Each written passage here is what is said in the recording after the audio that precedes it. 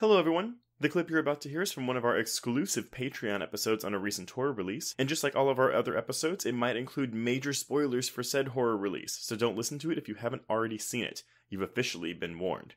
And if you'd like to hear the full episode, just head on over to patreon.com/horrorqueers and subscribe today. Without further ado, here is your exclusive Patreon clip.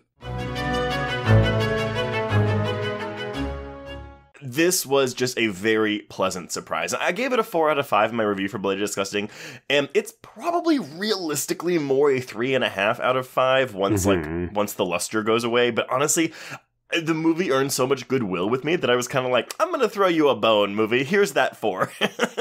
Indeed, and especially on a first watch, I do think that this film surprises to such a degree that it is almost worthy of giving it that extra half a star, if only to get people who are on the fence over that hurdle. Like, I know you've heard sci-fi, I know you're seeing remake, I know it looks woke feminist horror, but look, it's a 4 out of 5. Like, we're just trying to sweeten the pot a little bit. When my review posted, so of course there were some people, because this was before like a trailer would come out and people were commenting like, oh my god, no way, this looks like more Black Christmas 2019 bullshit. Someone like retweeted the review and was like, there are so many things wrong with this statement, because I called it like a, an update of a feminist horror film, blah, blah, blah, blah. And oh my god. It's like, oh man, it's all men. Of course, it's always all men. And it's all these men that are like out to get this movie. Because again, you say the word feminist is like a trigger word for men. It's like, well, also in this movie, right? Like, it's those man-hating feminists you always hear about. And they've got knives. Oh my god. Like, it's part of your feminist plot to destroy all the men. Like, I mean, like, the irony in all these, again, I'm assuming men, and for some of them I know for a fact, but maybe some of these comments just were women, I don't, whatever. But like, the irony is that, this movie does a really good job at poking fun of the people that would criticize this movie just for the fact that it's a feminist horror comedy. And it's doing it in a bit of a more spry, gentle way than the kind of ham-fisted or heavy-handedness of something like Black Christmas and maybe even the Craft remake. And we actually don't mind those movies. Like, we think that there's good things about the Black Christmas remake. We think that there's even better things about that Craft remake. /sequel.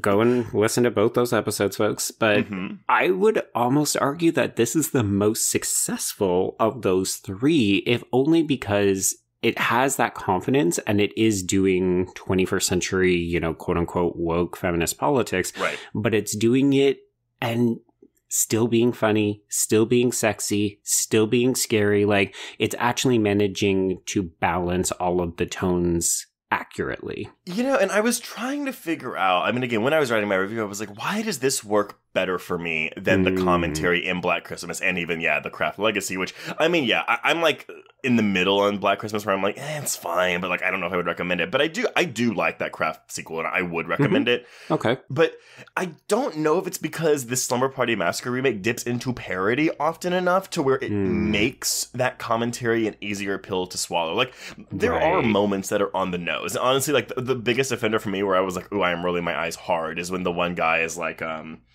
know I don't have to go with them, but my toxic masculinity is making me. Like, that is a little too on the nose for me, whereas most of the other jokes here, paid off in spades.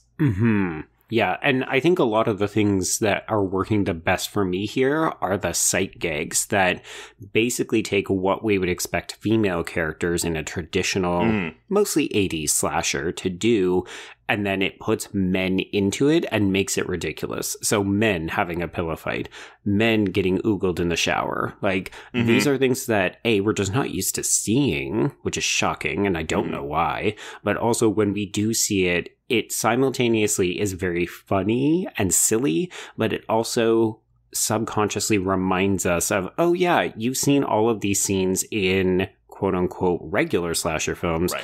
Why do you accept it there? And it's really just a gendered thing. And it even goes down to Esther Hazy's direction, too, because one of the first times we meet these boys, it's a close-up of his ass in these pink booty shorts. And oh it's my just God, like, Sean, I die. It's so funny and it works so well. And again, like you have the stinger of the girl being like, is this what guys actually do at slumber parties? Which that's towing the line between on the nose, you know, where it's like, okay, like movie trust me to know that I understand what it's doing, but at the same time, like I still thought it was funny. But what's surprising too is that these girls are not the kind of... They're not the characters that we would come to expect in this type of more contemporary, very self-aware kind of film, right? In a way, they're still adhering to types until they're not. And then they do again. Like, the film really does eat its cake. Have its cake and eat it too. I always fuck that up. It's okay. but no, there are elements of Cabin in the Woods here, right? Like, very much. I mean, again, in the end, when the Brini, when she pulls out her false boobs and she's like, oh, thank God, like I don't have to play the slut anymore. And it's like, well... Do you know how exhausting it is to be the hot one? And on a level, I'm kind of like, well, did you have to? Like, did you have to play, like, this archetype, like, horror movie trope? Like, not really, but it doesn't matter because it's funny anyway.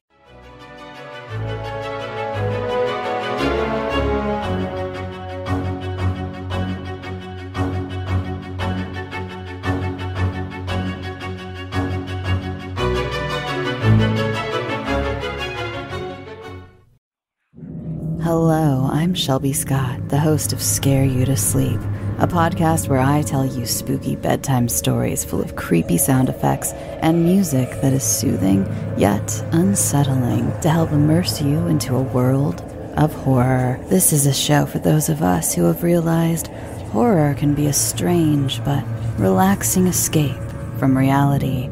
Speaking of escapes, sometimes I lead you through guided nightmares, like a guided meditation, but instead of flowery meadows, I take you on a journey through your own personal nightmare.